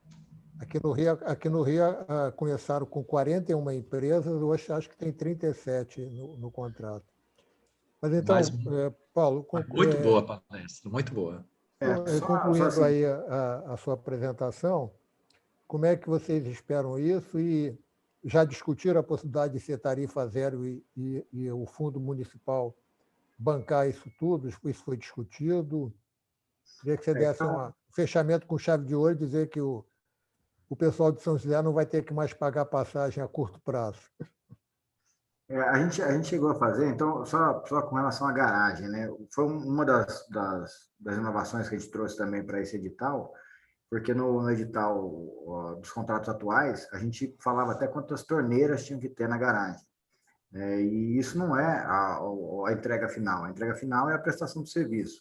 Então, a gente admite agora no novo edital garagens descentralizadas, pode ser mais de uma, inclusive fora de São José. Então, se compensar o custo operacional da quilometragem ociosa. Ele tem uma garagem aqui no limite de Caçapava, que a terra é 6 vezes mais barata do que São José, pode fazer. Então, a gente vai quebrando um pouco. A situação aconteceu, por exemplo, em São Paulo. Ficaram 10 anos fazendo licitação, só trocou os contratos. As empresas continuaram a mesma, porque a garagem foi um elemento de barreira de entrada para os novos. E para aqueles que têm frotas menores, na verdade, a gente não fez uma exigência de ter frota. Ele tem que ter capacidade financeira, na verdade, para poder fazer investimento. A frota ele vai acabar tendo que comprar.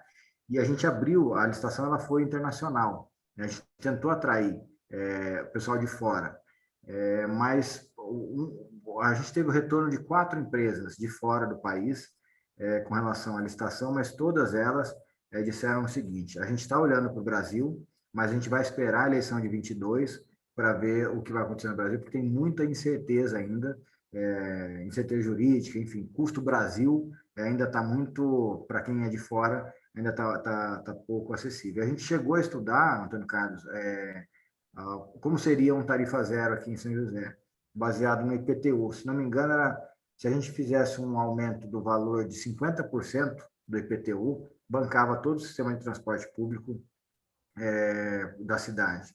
Mas acabou não entrando isso nem em discussão, porque daí começou a entrar a crise, aí até a gente fez isenção de IPTU, inclusive, para pessoas que foram mais afetadas aqui, então acabou não avançando essa discussão.